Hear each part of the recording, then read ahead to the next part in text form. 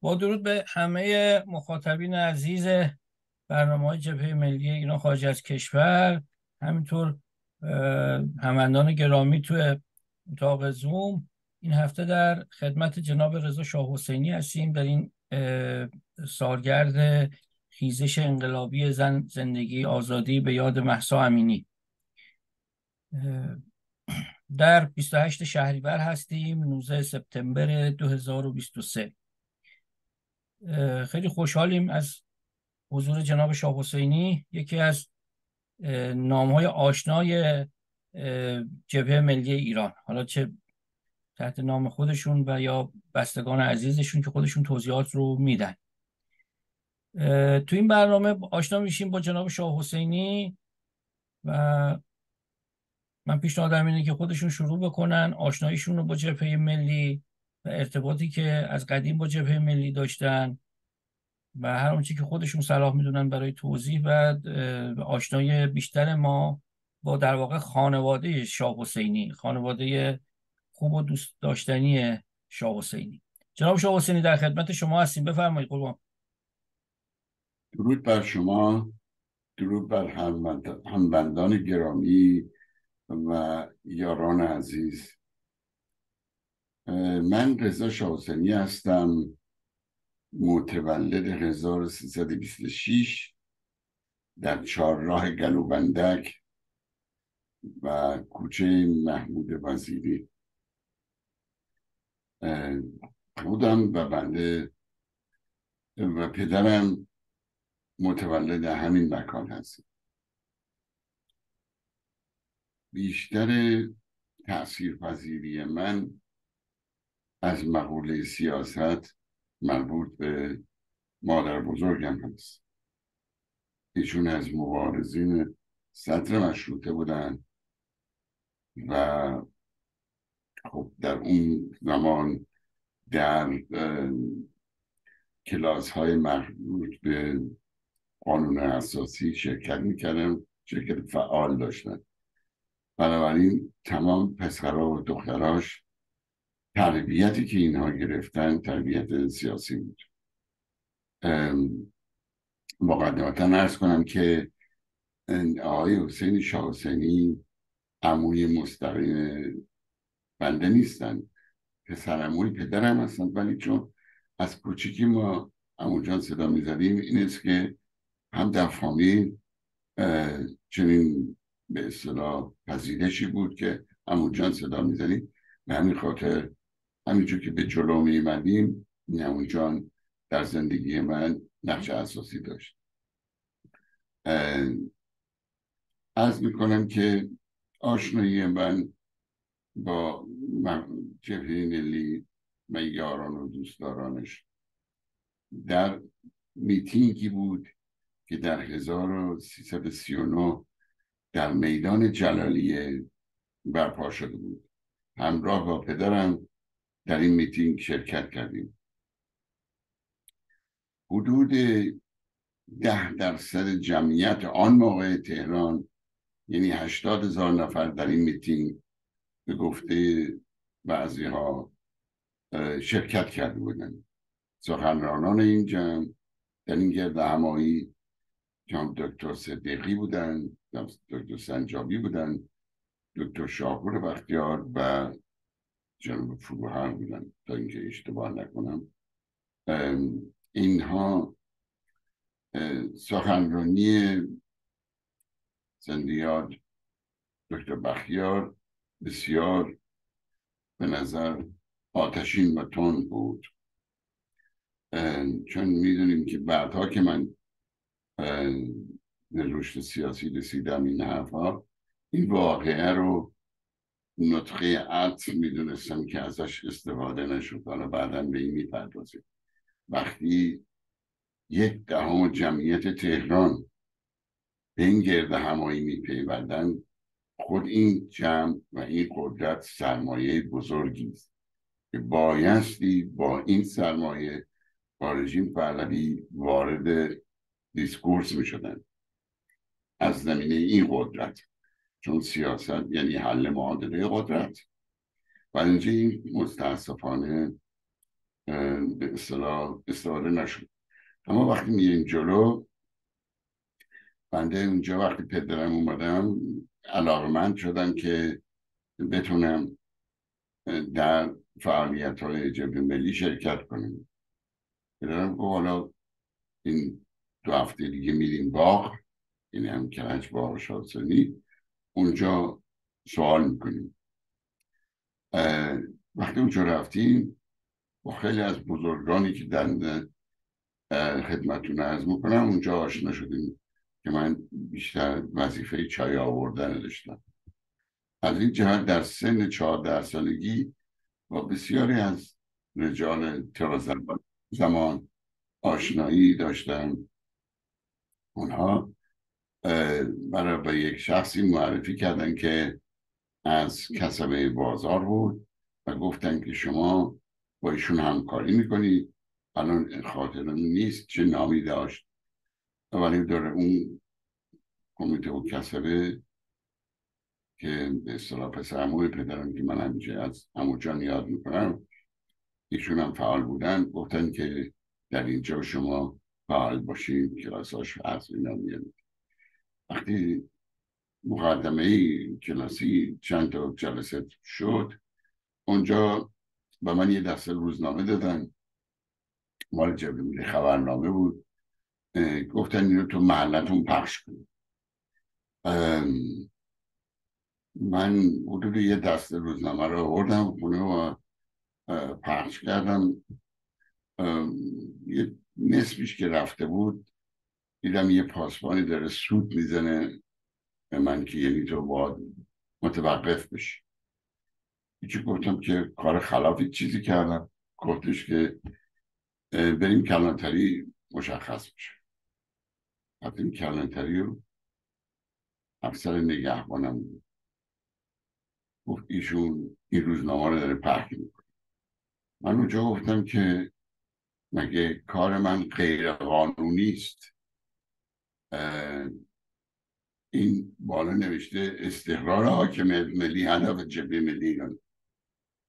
قانونی غیر قانونیه؟ شما که مجری قانون هستید، کجاش غیر قانونیه؟ بنده بگم به بزرگتران که اینو گفتم پخش کردن.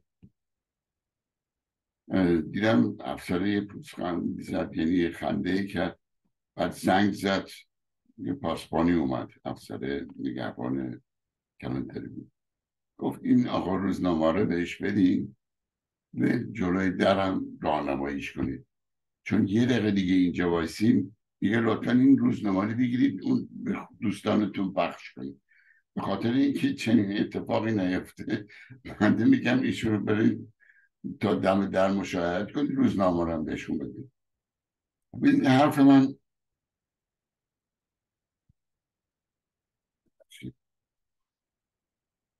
چون این حرف من طوری بود که خیلی توجه رو برگرفت. وقتی هم که این موضوع رو من جلسه بعد در باغ مطرح کردم، یه 6 ماه بعدش بود، خیلی میخندید، تشویق کردن که از این حاضر جوابی من مشابه به من بودن. متاسفانه در این 3 سال، یعنی 39 40 41 42 اتفاقات عجیب غریبی افتاد. برنامه‌ای که اصلاحات ارضی که خلیل ملکی به گفته اسناد ساواک به اصطلاح طرحش ریخته بود، توسط ساواک رسما انتشار یافته‌اش اینو شاه اجرا کرد. برنامه اصلاحات ارضی که این موقع میتونست همون موقع تشکیل یک جبهه اصلاحات بشه. اون جبهه ملی میتونست به اصطلاح برند خودشو داشته باشه، تاریخ خودشو داشت، مربوط مصدق بود و میتونست جبهه اصلاحات اصلا مسیر دیگه رو انتخاب کنه، چون زمانش هم فرق میکرد و میتونست وارد جریان اصلاحاتی باشه که خب وقتی این انجام نشد میبینیم که کار تاریخ گذاشته نمیشه، دیگران برمی دارن این پرچم رو میبرن جلو. ولی حق این بود که این به اصطلاح این رویداد توسط میلیون و جبهه اصلاحات که میتونست احزاب مختلف رو راهش جمع کنه بتونه به قدرت برسه و مسیر رو عوض کنه. اما با نفوذی هم که داشت میتوانست آقای بورجردی را راضی بکنه به یک رفرم ارضی که اگه نکنی آقا کمونیستا میان اون کار رو انجام میدن، میخواید بکنید ما هم مرز شوروی هستیم. آخوندارم میتونستن راضی کنه. متاسفانه چنین راههایی دریغ شد و جبهه توسط دو جناح مذهبی و چپ محاصره شده بود و به افراد و تفرید کشیده شد و رفت اون چیزی که به اصطلاح نبایست میرفت. به نظرم تا اینجا رویدادهای مهمی نبود جز این که آشنایی من با دو شخصیتی که بسیار علاوه بر حسین شاه حسینی که خب جنبه فامیلی داشت، دو شخصیت مهم تحت تاثیر ایشان قرار داشتم. یکی مرحوم اللهیار صالح و دیگری دکتر صدیقی. من در دوران دبیرستان 2 سال مدرسه علوی میرفتم، فوق‌العاده تحت تاثیر مخالف قرار گرفته بودم. یعنی وقتی که متوجه شدم یک تضادی هست در این آیین، در سن 16 سالگی شروع کردم تاریخ بیهقی رو خوندن و این خیلی نادر بود. حالا بماند که چجوری من به این کتاب دسترسی داشتم توسط انشاءالله امیر کبیر آقای جعفری. به هر صورت وقتی آقای دکتر صدیقی در باغ شاوزنی یه دفعه گفتش که متوجه شد که من دارم در سن 16 سالگی بیهقی رو میخونم، خیلی شاد شد. معمولا ایشون کم میخندن. یه تبسمی کرد و گفتش که ما جلسه داریم در آخر هفته های شبای جمعه در منزل ما، دانشجویا میان، سوال جوابی هست، بعد از گفته میشه شما هم بیاین اونجا. من جوانترین عضوی بودم که در اون جلسات میرفتم. در صورت این آموزه های سیاسی در من اینجوری کمالگرد یافت بدونی که ارگانیک زیادی با به اصطلاح تشکل جبهه ملی داشته باشم. از طریق این به اصطلاح رفتن در باغ این کمبود سازمانی رو برای من جبران میکرد و میتونستم با این رجال، با این عزیزان از نزدیک گفتگو، سوال چیزی بود انجام بدم.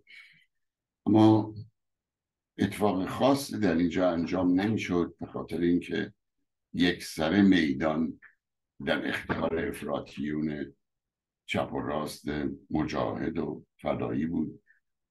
من یادم میاد در کلاس 6 دبیرستان 5% از کلاس های ما 6 ما طرفداران ملی داشت.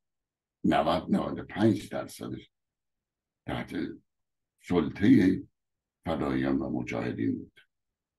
این وقت میخوام جناب شاه حسینی این چه سالی هست که دارید اشاره میکنید به بله دیگه از سال 42 به در واقع 46-7 اینجوری تا این سالها که سالهایی بوده که من 2 سالم خدمت سربازی رفتم.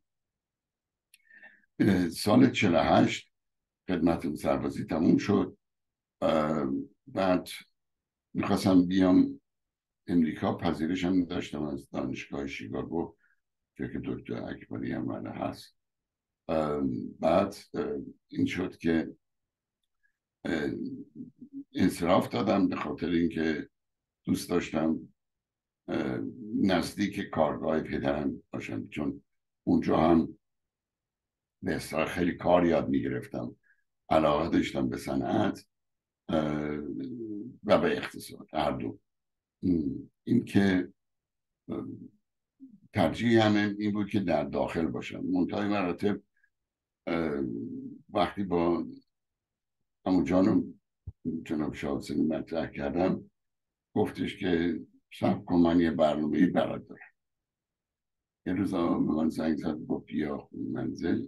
بودم با گفتم سرچشم. اومدم گفتم که گفت من یک شغلی برات داشت گرفتن در دانشگاه ملی اقتصاد، اونجا میری شما کارمند اونجایی، ببین میتونی اونجا هم درس بخونی. من رفتم و یک مصاحبه هم داشتم. خود تو مصاحبه گفتم که علاقه دارم به اینجا به درسم بخونم ضمن اینکه اینجا کار میکنم. هم استقبال کردن. زنگ زد یه استادی دیگه ای اومد در اونجا، من یک مصاحبه ای کرد. گفت ما گزینش میکنیم برای ورود شما به کلاس، گزینش کارمندی شما تموم قبول میشه، ولی گزینش دانشجوییتون باید با نظر استاد دانشگاه بشه. ایشون وقتی وارد شدن پس از خوشوبش سوال کردن. یکی از اون سوالایی بود هیچ وقت یادم نمیاد. گفت شما میتونید برای من فرق بین ارزش افزوده و سود رو بگید؟ گفتم بله، سود اینه که یا خرید و فروش کردید شما ممکنه ضرر هم بکنید، ولی یا اینکه تولید میکنید هزینه رو کم کنید، به اصطلاح اون چی که میمونه تاش سود ناخالص قبل از مالیات. گفت اینا رو از کجا میدونید؟ گفتم که در به اصطلاح شرکت و کارگاه پدرم فعالیت میکنم، خصوصا در تابستونا، و الانم که خدمت سربازی رو انجام دادم اونجا فعالیت میکنم. اینا هم صنایع روستایی قطعاتش و ماشینالش میساختم.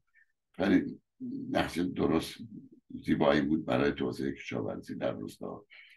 البته که این علاقمندی من به این رشته اقتصادم از همینجا ناشی میشه.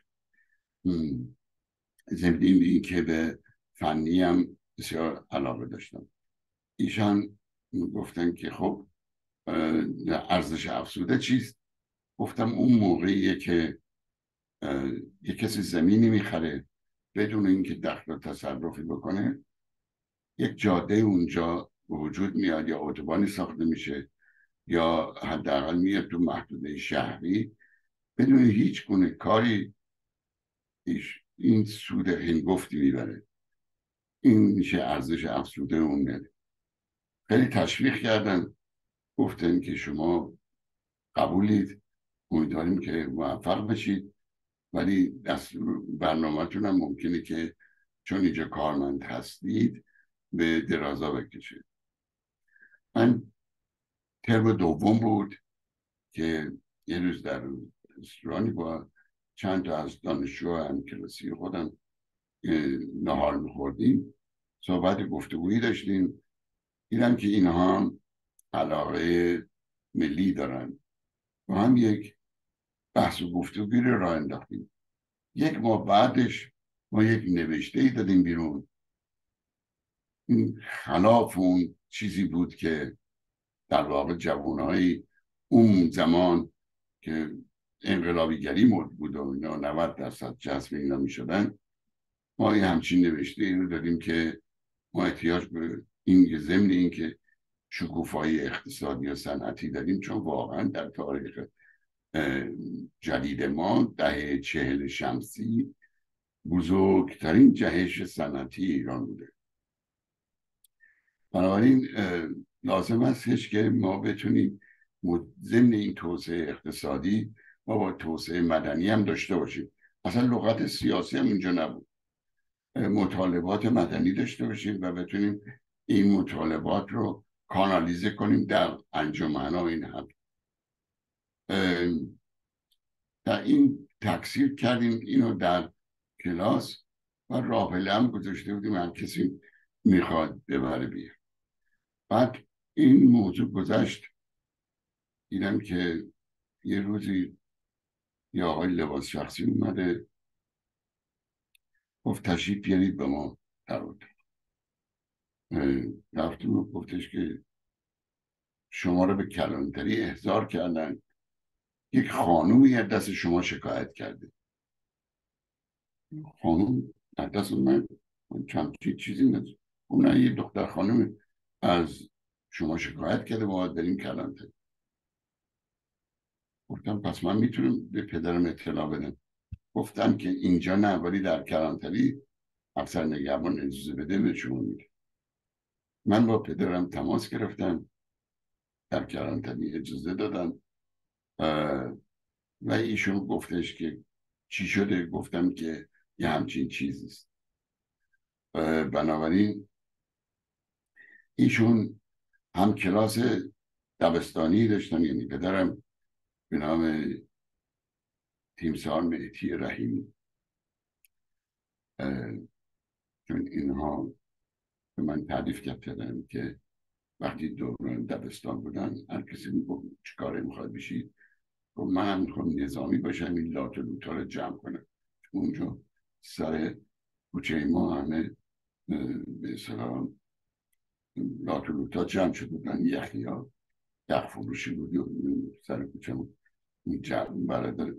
برادرش حسن شبون بیمخ، برادرش بهش میگفتن حسن خره، از این لات و لوتا زیاد. گفت من حسین میکنم اینا رو همه رو جمع کنم. بعد تلفن زده بود بهش، گفت من اقدام میکنم تو هیچ کاری نکن. بعد تلفن زده به پدرم، ما چند روز ایشون اینجا نگه میداریم، من نمیذارم بره این سواک، ولی تو هم باید یک. گفت آقا برای چی؟ گفت اون چیزی که گفتن که شما دو مزاحم دختر نشده، این اصلا بیخوده. اینا به خاطر اون اعلامیه که تکثیر کرده بودن در دانشکده اینجا به اصطلاح مؤاخذه میشه. گفتم من اینم خوندم، این اصلا چیزی نداره، سیاسی نیست. ثانیاً اینم با خودت میدونی که اینا با مثل ما همه جبهه‌ای هستیم. یعنی چی آخه؟ گفت برای ساواک، برای امنیت کشور اینا خطرناکتر از اونها رو به عنوان تروریست میگیرن، هم خوشحالن. ولی شما رو با چی باید بگیرن؟ چی گرفت؟ چون داری همون قانون رو میگی که اونا دارن انجام میدن، منتها شما بهترش دارین میگید، بهترش دارین میگید. مسئلتون مسئله این قانونه، اجرای قانونه. خب این چجوری اصلا میتونی شما رو باز کن؟ اگه این بره به هر دادگاهی، نیم ساعت بعد شما بیرون دادگاهی هستی، چون جرمی مدعی میشه. این که خیلی باعث به اصطلاح تأسف شد که گفت تعهد باید بدید یا در ایران نباشید یا کار سیاسی نکنید.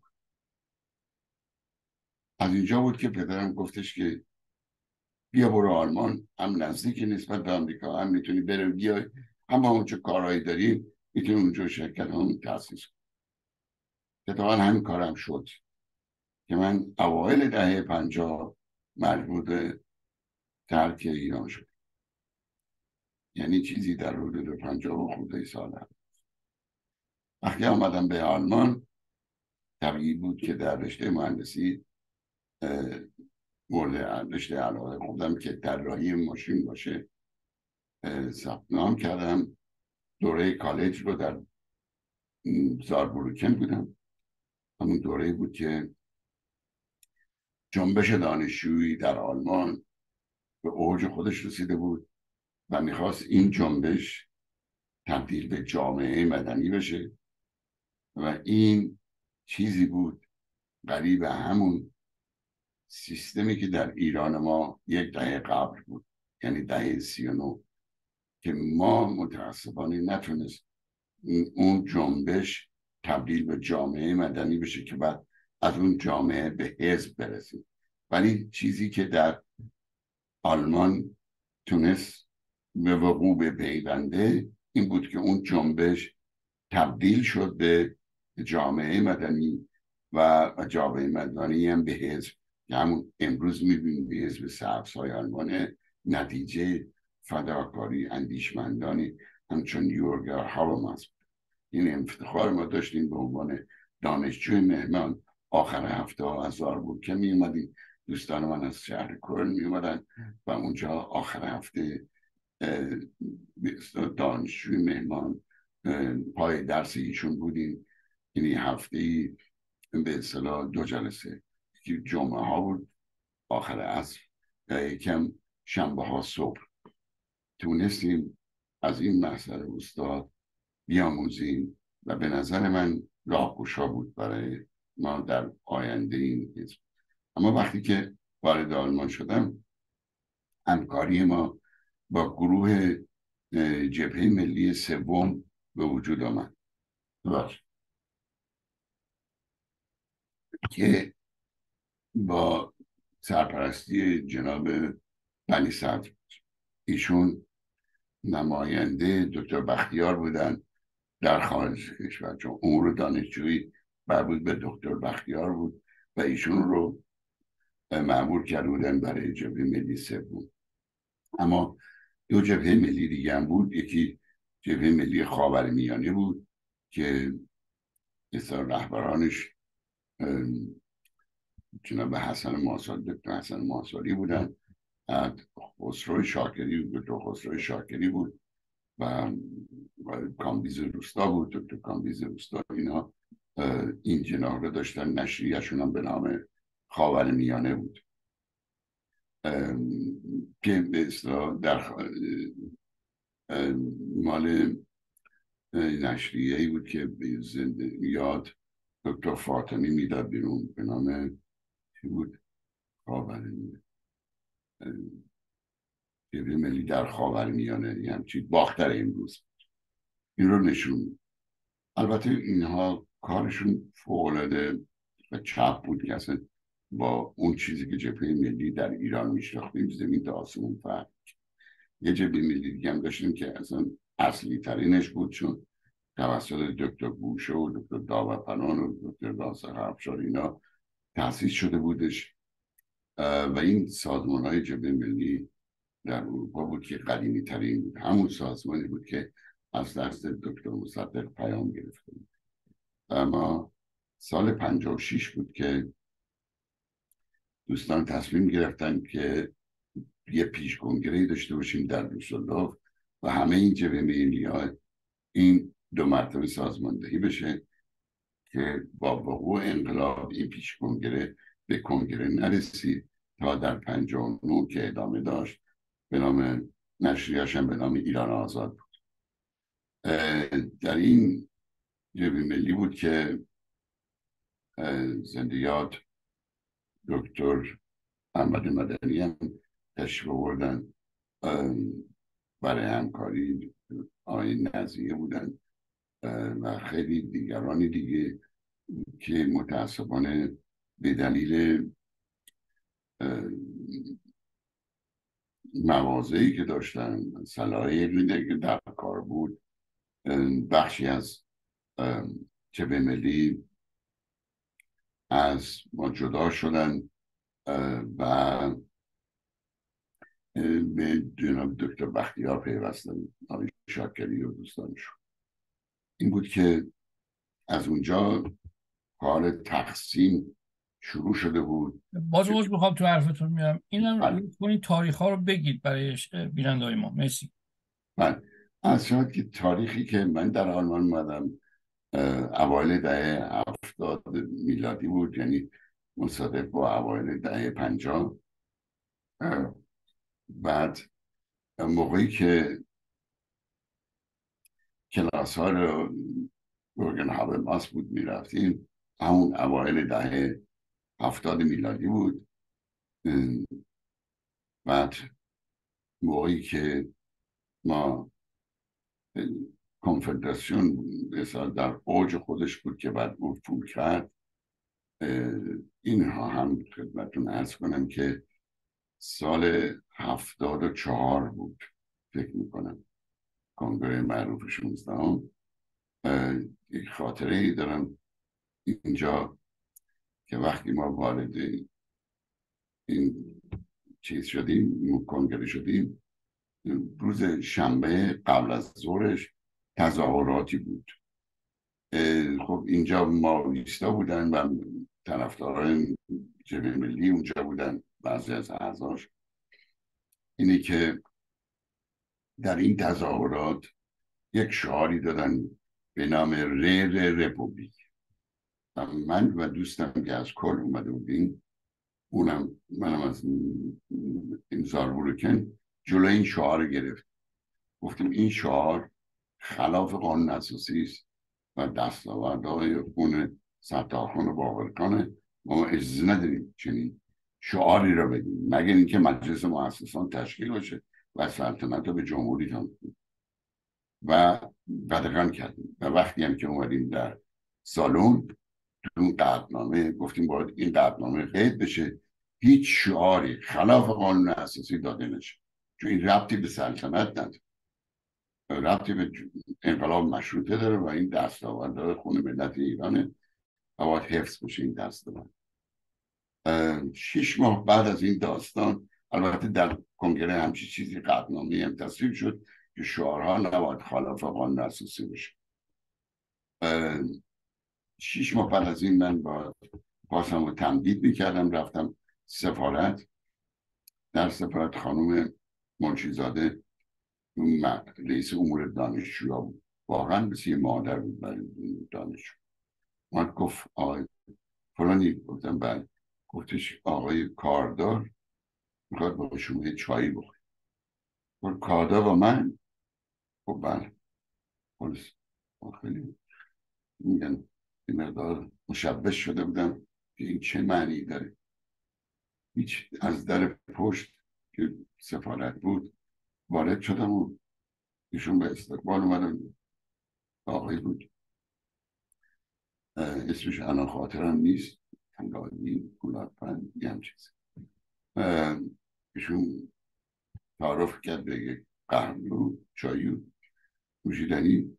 بعد گفتش که خلاصه ما یه همچین موضعی از شما شنیدیم، قدردانی کرد و که چنین موضعی میگه. گفتم ما وظیفه ای واسه که همچین کاری بکنیم، این است که پس گزارش بدید که به اصطلاح کل دانشجویان کنفدراسیون کمونیست نیستن، ملی هم توش داره و از قانون اساسی هم دفاع میکنه. این هم گزارش کنیم که کنفدراسیون رو ممنوع نکنن برای دانشجو. همه جور آدمی توش هست، همونجوری که جشن عید میگیریم شما میشاله تشریف بیارید. این هم یه خاطره بود در 74. سیر فعالیت به طور کلی در خارج از کشور پس از اینکه کنفدراسیون کنگره 16 ماویست جدا شدن و دانشجوها متفرق شدن، درست اون جایی بود که هم فعالیت جبهه ملی ها ضعیف شده بود، کم شده بود، هم فعالیت دانشجویان در قالب کنفدراسیون دیگه خوابیده بود، کم شده بود. تنها جایی که رشد میکرد اسلامیستا و انجمن اسلامی بود. اینها هم بخش نهضت آزادیش که جزو جبهه ملی سوم خودشون رو محسوب میکردن، خب به ما نزدیک میشد و دعوت میکردن به جلساتی که جناب بنی سعد میومد و ایشون هم یک سره در اختیار این اتحادیه انجمن اسلامی دانشجویان بود. اصلا روز به روز ایشون از مواضع ملیشون دور میشدن. به خوبی یادم هست وقتی که آقای خمینی اومده بودن پاریس، من ناگهان دیدم که بالای خبرنامه نوشته شده به نام خدا. دوستی داشتیم در هر دو اعتراض کردیم که این چه وضعی است و تلفن زدیم به بنی صدر. ما اینو پخش نمی کنیم. مگر ما تا دیروز به نام عمر پخش میکردیم که امروز به نام خدا پخش کنیم؟ هیچ وقت یادم نمیره خانوم منیست بزرگ خانوم صدای خندش از پشت تلفن میاد که ما گفتیم آقا برای چی شما اومدیم به نام خدا کردیم؟ مگه ما دیروز به نام عمر بخش میکردیم که حالا به نام خدا بخش. این رویداد تلخ بود. رویداد تلخ بعدی این بود که خب ایشون چه پاسخی دادن؟ یادتونه که ایشون چه پاسخی دادن؟ هیچی، تفره رفت. یعنی به این صورت که خب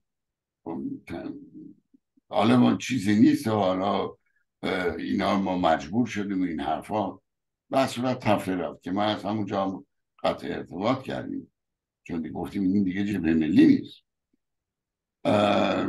آنچه که خیلی باعث تأسف بود، رویداد دیگه این بود که یک روز دیدیم که این انجمن اسلامی ها دارن میخندن و اومدن تو میز رستوران دانشگاه که اونجا میذاشتن دانشجویان، دیدیم که اعلامیه آقای سنجابی اومده که اون 3 بند رو در پاریس با ایشون امضا کردن. یعنی واقع تسلیم بود. و من فکر میکردم که گفتم به دوستم که یادت اون روز ما تو فرانکفورت جلوی شعار به اصطلاح رپوبلیکی گرفتیم، امروز رهبر جنبی ملی جانشین مصدق اومده صاف ساده این تسلیم خمینی کرده، خلاف قانون اساسیه این اعلامیه 3 ماده‌ای و خلاف اصلا مرامنامه منطق و منشور ملی.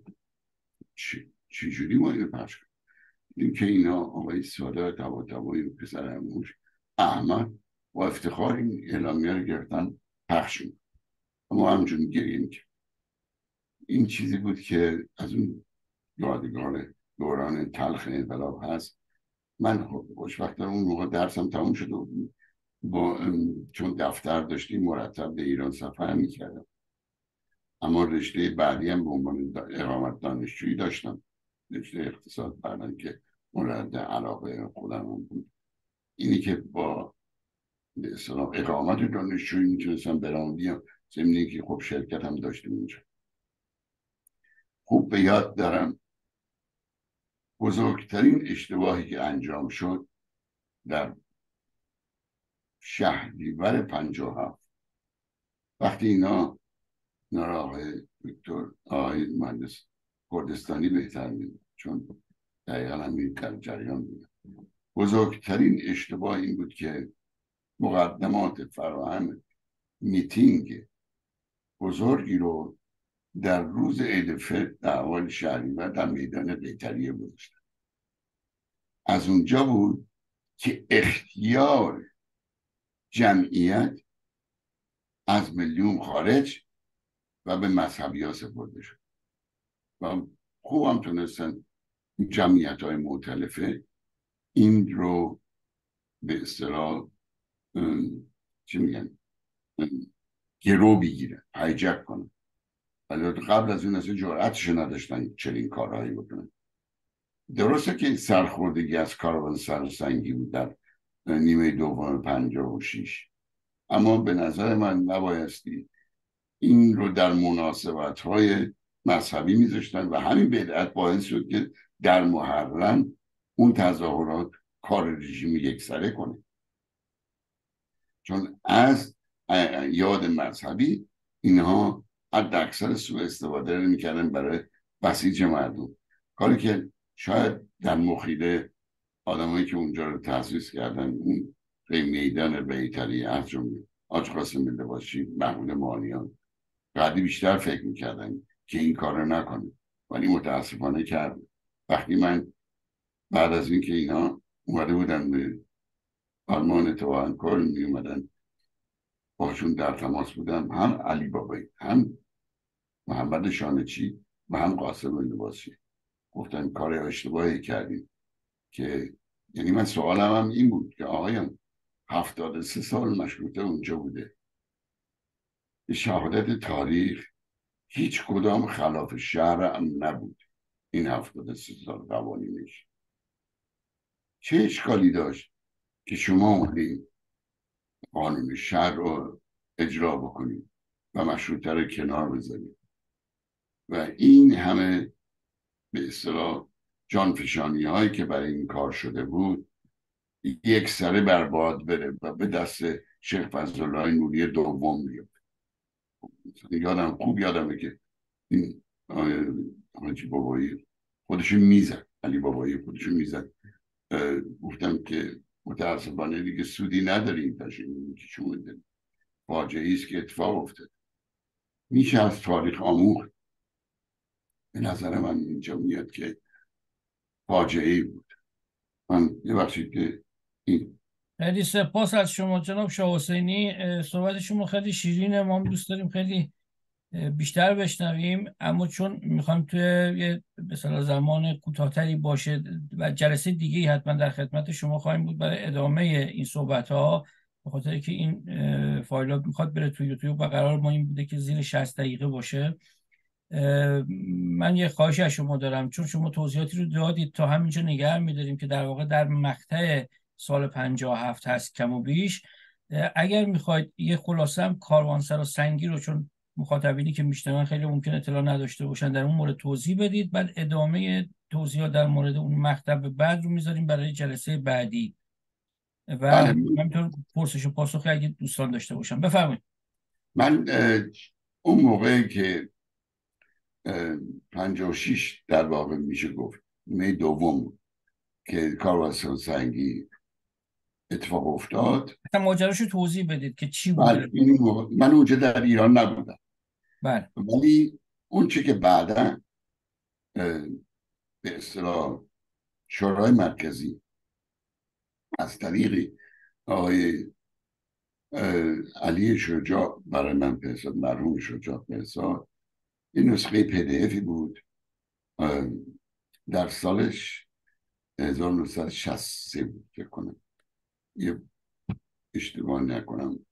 اصلا اون چیزی که برای من اومده بود این بود که کاروانسرا سنگی کار سواک نبود.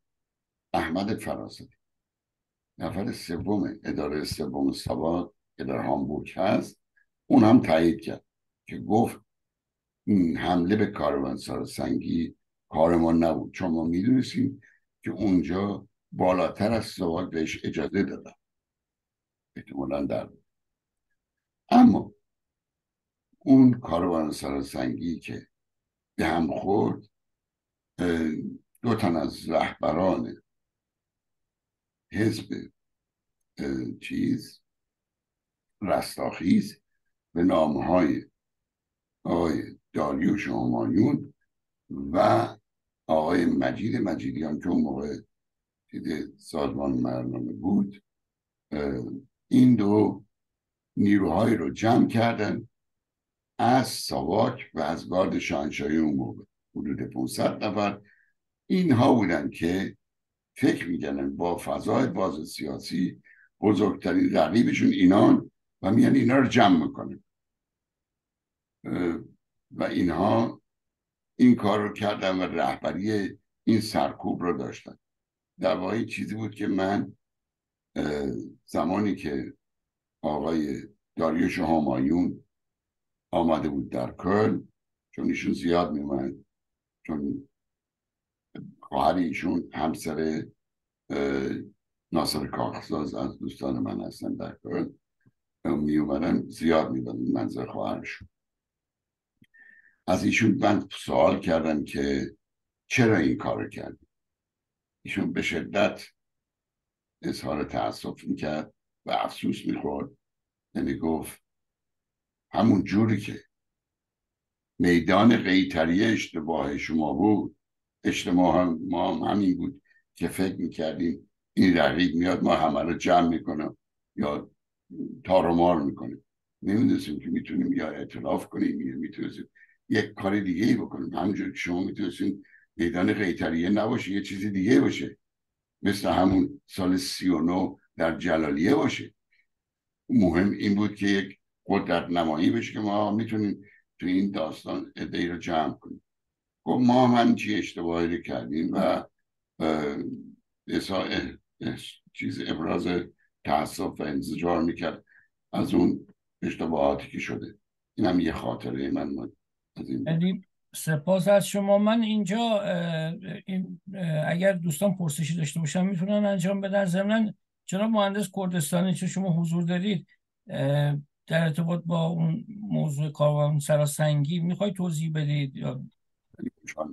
من استفاده کردم. خیلی ممنون از آقای شاه حسینی عزیز. تو شما در داخل تشریف داشتید؟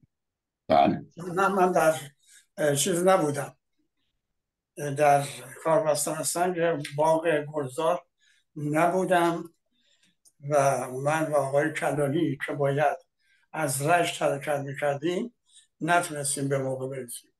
ما موقعی رسیدیم که اون چه نباید اتفاق میافتاد اتفاق افتاده بود، که هم آقای بختیار دستش شکسته بود، هم آقای فروهر و هم آقای شریفی جایی مخفی شده بود. اینا رو ما موقع که رسیدیم از این مرحله گذشته شدیم. بله ممنون. البته حالا در این مورد بعدا توی جلسه دیگه توضیح مفصل‌تری هم ما هم دوستان خواهند داد. من سپاسگزارم. ببخشید آقای بهروز، من میتونم یه جمله ای رو بگم؟ این چون یکی از بنیانگذاران اون مرحوم لباسی بود، حاج قاسم لباسی.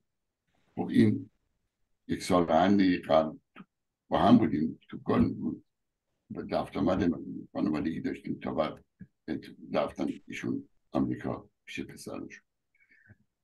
گفتش که ما وقتی کاروان سراسنگی رو رژیم جلو ما رو حرکت ما رو بس، به این فکر افتادیم که بیایم یکی از اعیاد مذهبی که مردم جمع میشن به اصطلاح اونجا بتونیم فعالیت کنیم، اونجا دیگه نمیتونن ما رو سرکوب کنن. گفت در صورت که این برام ما این بود، حکم این بود که از چاله بیفتیم تو چاه. یعنی نادانسته. درسته که رژیم نیومد کاروان سرسنگی اونجوری جلوی فعالیت ما رو گرفت.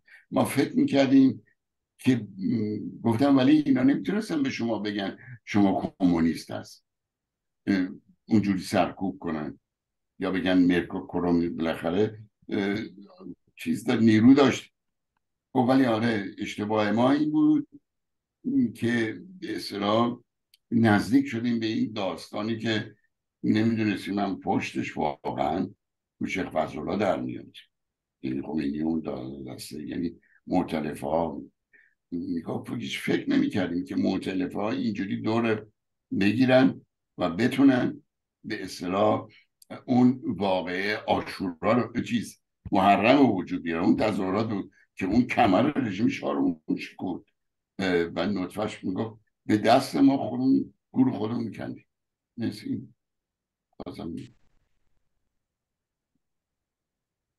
خیلی سپاس از شما. و با توجه به اینکه من اطلاع دارم که شما خویشاوندی هم با برخی از اعضای جمعیت مؤتلفه دارید، حتما در یه نوبت دیگه ای ادامه میدید خاطراتتون رو و برای ما کمی هم از جمعیت مؤتلفه یا افرادی که بیشتر از نزدیک میشناسید توضیح میدید.